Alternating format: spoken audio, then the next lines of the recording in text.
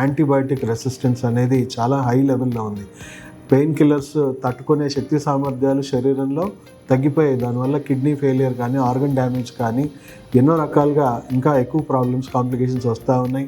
And surgery టైంలో మనకు antibiotics తప్పనిసరిగా వాడాల్సి వస్తుంది. సో చాలామంది ఆఫ్టర్ సర్జరీ ఇన్ఫెక్షన్స్తోని డెత్ రేట్ అనేది పెరిగిపోతూ ఉంది. సో ఈ రెండింటి మధ్యలో మనం చూడాల్సింది ఏంటంటే WHO గైడ్లైన్స్ ఎలా ఉన్నాయి. WHO కంప్లీట్గా మోడర్న్ ట్రెడిషనల్ మెడిసిన్ అంటే అక్యుపంక్చర్, తర్వాత stem cell therapy, functional medicine ఇలాంటి ట్రీట్మెంట్స్ ద్వారా ప్రాథమిక చికిత్సలోనే ప్రతి కండిషన్ని సస్టైన్ చేయగలిగితే పెద్ద పెద్ద రోగాలు రానే రావు. అండ్ ఒకవేళ వచ్చిన ఈవెన్ అట్లీస్ట్ రిహాబిలిటేషన్ స్టేజ్లో అయినా మనం ఈ ట్రీట్మెంట్స్ని సరైన వైద్యుడి దగ్గర, మంచి అవగాహన ఉన్న వైద్యుడి దగ్గర తీసుకోగలిగితే సర్జికల్ కండిషన్స్ లేకుండా మనం కంప్లీట్గా బయటపడవచ్చు.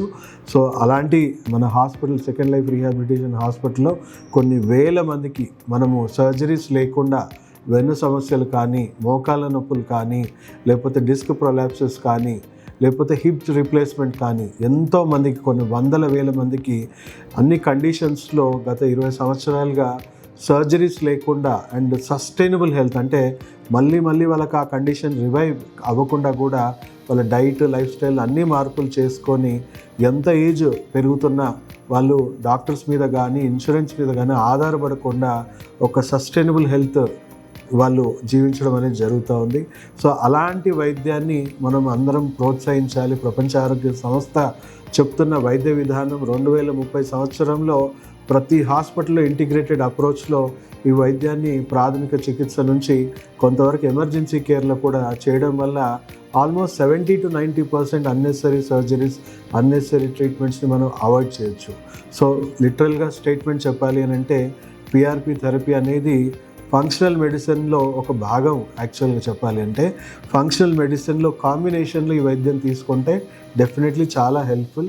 కానీ అలోపతిక్ పర్స్పెక్టివ్లో ఒక రియాక్టివ్ మోడల్లో తీసుకుంటే డెఫినెట్లీ 100కి 200% ఒక ఫెయిలియర్ ట్రీట్మెంట్. సో లక్షలు చాలామంది వసూలు చేసేసి ఈ ట్రీట్మెంట్ చేయించుకుంటున్నారని తెలుస్తూ ఉంది. And at the same time surgeries కూడా చాలామందికి సక్సెస్ అవ్వక ఇన్ఫెక్షన్స్ వచ్చేసి రకరకాల కాంప్లికేషన్స్తో ఇబ్బంది పడుతూ ఉన్నారు. సో రెండు కాకుండా మనం ఫంక్షనల్ మెడిసిన్ని ఎంత తక్కువ డ్యామేజ్లో, ఎంత ఎర్లీ స్టేజెస్లో మనం ఈ ట్రీట్మెంట్ తీసుకుంటే అంత తక్కువ డ్యామేజ్తో బయటపడే అవకాశం ఉంది.